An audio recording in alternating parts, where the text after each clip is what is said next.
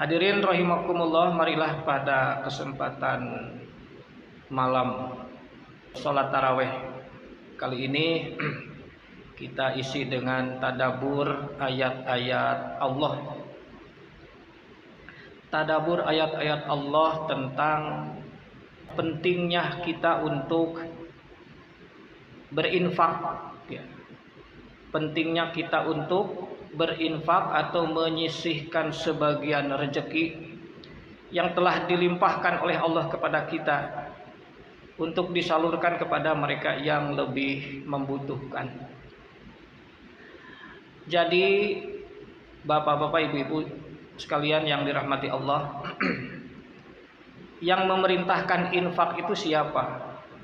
Yang memberikan perintah infak, zakat dan sedekah tentunya adalah Allah Subhanahu wa taala.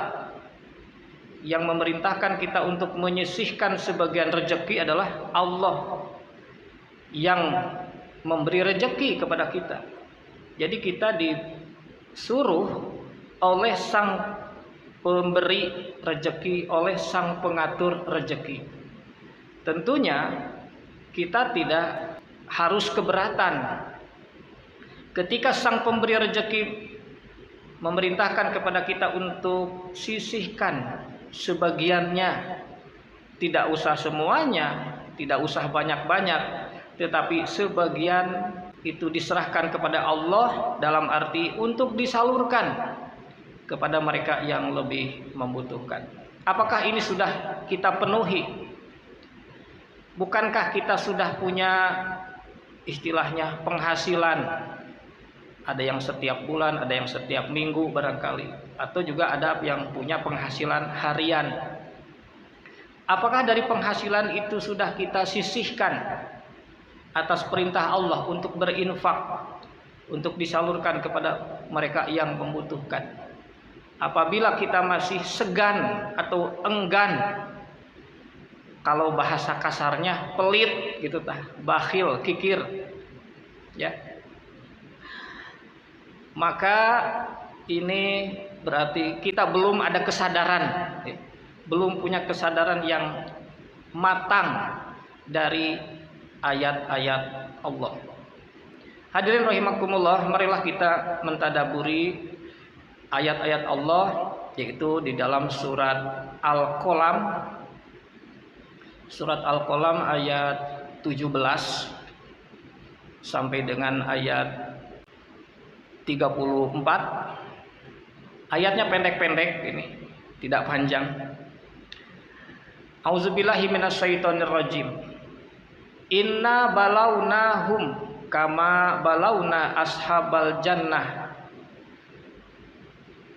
Sungguh kami telah menguji mereka manusia, sebagaimana halnya kami telah menguji para pemilik kebun. Jadi ada satu kisah tentang sekelompok orang yang punya sebidang kebun. Kemudian id aqsamu la yasrimunnaha musbihin. Satu ketika mereka bermufakat bahwa mereka akan memetik hasil panennya di hari esok di waktu pagi. Jadi mereka kebunnya sudah siap dipanen. Nah, kemudian mereka sepakat bahwa besok pagi kita akan memanennya. Kemudian ayat berikutnya menegaskan wala yastasnun.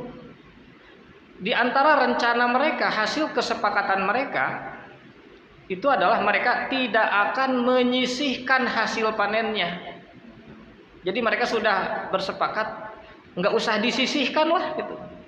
Maksudnya nggak usah disisihkan untuk diinfakkan kepada orang-orang yang membutuhkan. Biar ini semua jadi dibagi untuk milik kita semua, tidak perlu ada disisihkan gitu. Itu sudah hasil kesepakatan mereka. Kemudian apa yang terjadi pada ayat berikutnya ditegaskan fatofa 'alaiha ta'ifun mir rabbika wa hum naimun.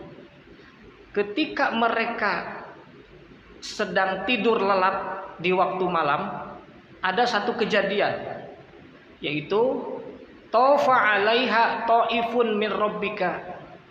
Kebunnya itu dikepung oleh sesuatu dari Allah. Jadi kebunnya itu didatangi oleh sesuatu, entah apa di ayat ini tidak disebutkan. Pokoknya dikepung, ya. Dari kata tofa, tofa itu mengepung, mengelilingi terhadap kebun itu. Dan yang mengepung itu adalah min rabbika, itu dari Allah. Sedangkan pada saat itu mereka sedang tidur lelap, berarti di waktu malam. Pada malam harinya berarti kan sebelum mereka memetik hasil panen, mereka kebunnya sudah didatangi oleh sesuatu. Maka apa yang terjadi? Fa'asbahat kasorim. Maka si kebunnya itu menjadi seperti yang sudah habis dipanen. Beak kebun nate, habis pokoknya. Ya. Jadi entah apa yang mendatangi kebun itu, enggak disebutkan di ayat ini, ya. Bisa nanti hama, bisa nanti dijarah oleh orang-orang, gitu. Bisa nanti kena dibakar api, entah apa, ya, nggak disebutkan. Yang jelas ada sesuatu yang mendatangi sehingga kebun itu jadi habis. Kemudian ayat berikutnya, maka pada pagi harinya mereka fatanadau musbihin. Di pagi harinya mereka kemudian saling memanggil. Mereka bilang, anigdu ala harsikum in kuntum shorimin. Ayo kita berangkat untuk pergi ke ladang kita. In kuntum shorimin, jika memang kalian ini mau memanen pada hari ini. Maka fantolaku wahum yatakhofatun. Maka mereka pun pergi, ya, bergegas, dan mereka dalam rencana kepergiannya itu yatakhofatun, saling berbisik, saling berbicara pelan-pelan di antara mereka. Apa yang mereka bicarakan? Yaitu pada ayat berikutnya, alla yadkhulannaha al-yauma alaikum miskin. Jadi mereka berbisik di antara mereka, jangan sampai ada orang miskin yang ikut masuk ke kebun kita pada hari ini, gitu. Jadi mereka berbisik seperti itu. Yuk kita berangkat, tapi jangan ada orang miskin yang ikut, ya, gitu kan. Kan sudah rencana mereka tadi bahwa ini tidak akan disisihkan untuk orang miskin. Kemudian wagodau ala hardin qadirin. Dan akhirnya mereka pun berangkat ala hardin qadirin, artinya ala hardin, masing-masing, sendiri-sendiri, qadirin, seperti yang sudah direncanakan oleh mereka. Jadi mereka berangkat sendiri-sendiri. Kenapa sendiri? Supaya tidak ketahuan sama orang miskin. Kalau rame-rame kan orang miskin nanti, wah ini mau apa nih? Nah mereka itu sendiri-sendiri, seorang-seorang, pokoknya jangan sampai dicurigai atau ketahuan sama orang lain. Itu jadi mereka enggak mau diketahui bahwa mereka mau memanen kebunnya. Kemudian ayat berikutnya menegaskan falamma ra'auha qalu inna ladallun. Tatkala mereka telah melihat kebun itu, menyaksikan kebun itu, mereka berkata inna ladallun. Benar-benar kita ini sudah salah berpikir. Jadi mereka sudah mengakui, sudah menyatakan dolun. Dolun itu apa? Sesat. Sesat itu berarti salah pikir. Selama ini kita ini sudah salah di dalam cara kita berpikir, sesat pikir. Nah, apa ayat berikutnya? Mereka menyatakan bal nahnu mahrumun. Bahkan kita ini menjadi golongan orang yang mahrum. Mahrum itu artinya orang yang bangkrut, orang yang pailit. Bukan hanya tidak dapat keuntungan, tapi sudah habis dengan modal-modalnya, sudah tidak punya apa-apa lagi. Begitu. Barangkali hanya menyisakan utang meren gitu. Dah gitu jadi mereka sudah pailit, sudah bangkrut dengan kejadian yang ada di hadapan mereka. Maka berkatalah salah seorang di antara mereka, ayat berikutnya, qala ausatuhum alam akul lakum laula tusabbihun. Berkatalah seorang bijak di antara mereka. Jadi ternyata di dalam kelompok orang ini ada satu orang yang punya kebijaksanaan. Ada orang yang lurus. Dia bilang apa? Alam akul lakum laula tusabbihun. Bukankah aku sudah berkata kepada kalian bahwa kenapa kalian tidak mau bersyukur, tidak mau bertasbih kepada Allah, tidak mau menghormati kedudukan Allah sebagai pemberi rezeki. Jadi orang bijak ini padahal sudah menasehati mereka, harusnya kita ini bersyukur kepada Allah, menyisihkan rezeki kurnia Allah. Ya enggak? Kan rezeki dari siapa?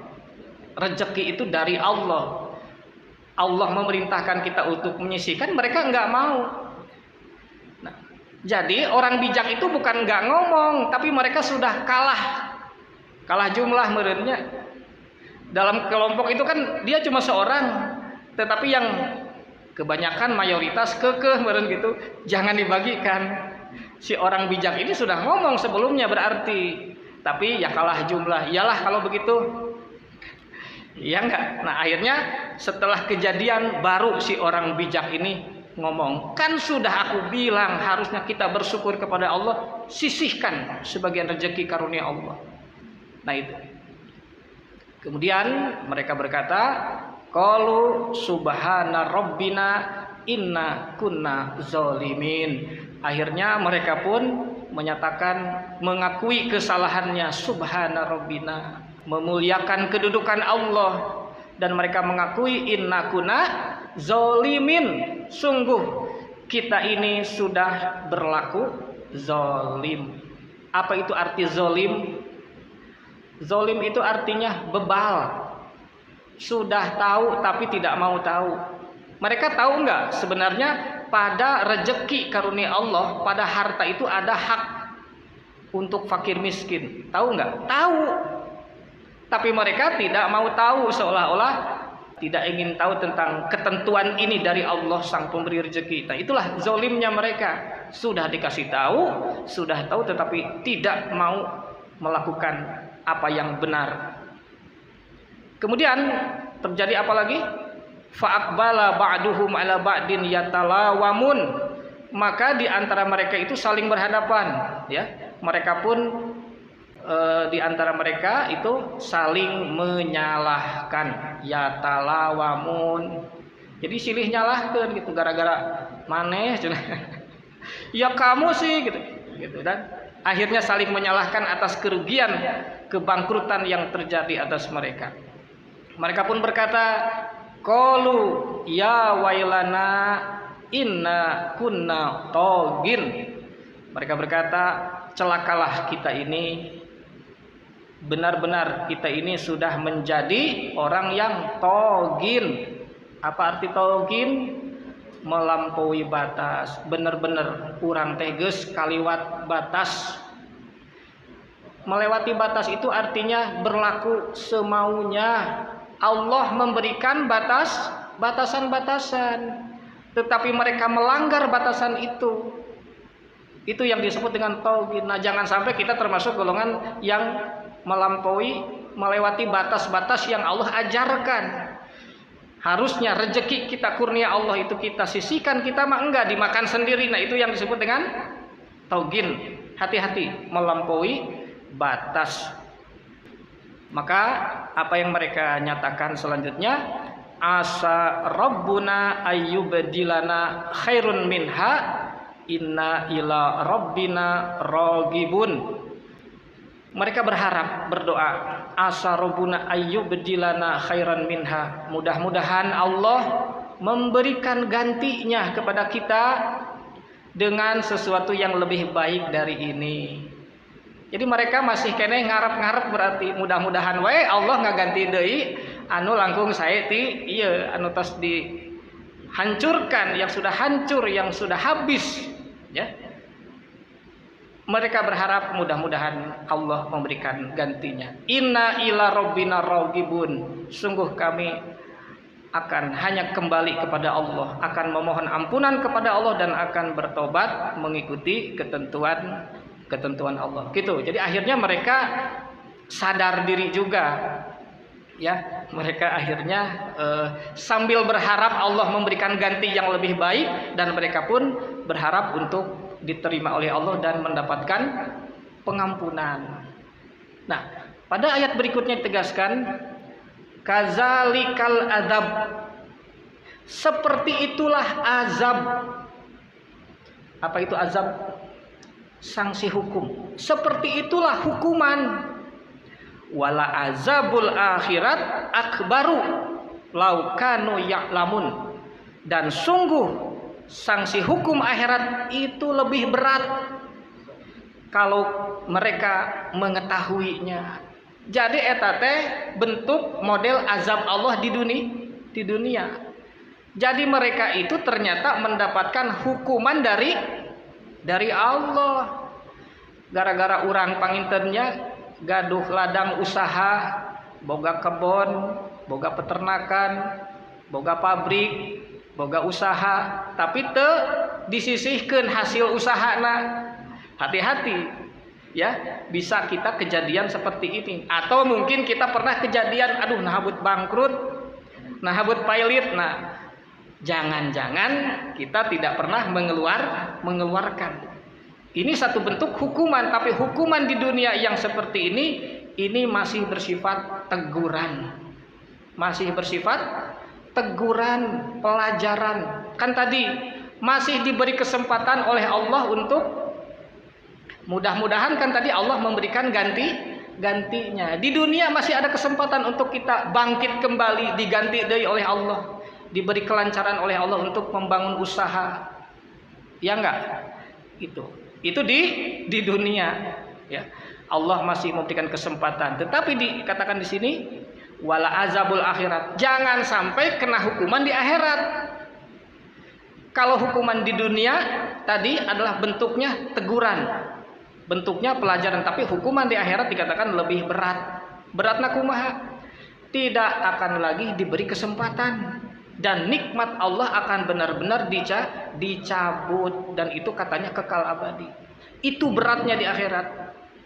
Sekali lagi, kalau di akhirat maka nikmat Allah ini benar-benar akan dicabut, sementara kita dihidupkan kembali, ya, dihidupkan kembali di padang mahsyar, kemudian nanti akan dibiarkan di dalam jahanam, la yamutu fiha wa la yahya. Tidak mati, tidak hidup. Kita hidup tapi tidak bisa menikmati hidup karena nikmat sepenuhnya dicabut. Tapi ketika kita mendapatkan musibah di dunia, itu hanya sebagian saja nikmat yang dicabut untuk memberikan teguran, pelajaran agar kita melakukan perbaikan, agar kita bersyukur kepada Allah. Kan begitu. Jadi ini pelajaran pentingnya adalah kazalikal azab wala adabul akhirat akbaru law kanu ya'lamun. Seperti itulah azab Allah. Gara-gara orang tersyukur kepada Allah, gara-gara kita semaunya serakah memakan habis karunia rizki karunia Allah oleh diri kita sendiri, akhirnya mendapatkan hukuman teguran dari Allah. Itu ayat terakhir yang kita bahas di sini adalah selanjutnya, inna lil muttaqina inda rabbihim jannatin naim. Sesungguhnya orang-orang yang bertakwa di sisi Tuhannya, di sisi Allah, maka kepada mereka akan mendapatkan jannatin naim, taman kehidupan penuh nikmat. Nah itu orang yang bertakwa tadi. Anu takwa itu kumaha? Anu bersyukur. Dalam hal ini, dalam konteks ini adalah mau kita menyisihkan, ya enggak, sebagian rizki karunia Allah untuk disampaikan kepada orang-orang yang lebih membutuhkan. Itulah salah satu aspek ketakwaan, dan Allah menjanjikan nikmat ini akan disambung lagi di hari kemudian, yaitu yang disebut dengan jannatun naim. Mudah-mudahan apa yang saya sampaikan memberikan pelajaran dan hikmah bagi kita semua, khususnya kepada diri saya yang menyampaikan, agar kita menjadi golongan orang yang mau bersyukur, mau berinfak. Yang memberikan perintah infak adalah Allah sang pemberi rezeki, maka tidak usah takut, tidak usah segan untuk mengeluarkan apa yang Allah perintahkan. Mudah-mudahan kita semua pada akhirnya menjadi golongan yang beruntung dan mendapat kesinambungan nikmat dari Allah Subhanahu wa taala. Amin ya Allah ya rabbal alamin. Demikian yang bisa saya sampaikan. Mohon maaf atas segala kekurangannya. Mudah-mudahan bermanfaat. Wabillahi taufik wal hidayah. Assalamualaikum warahmatullahi wabarakatuh.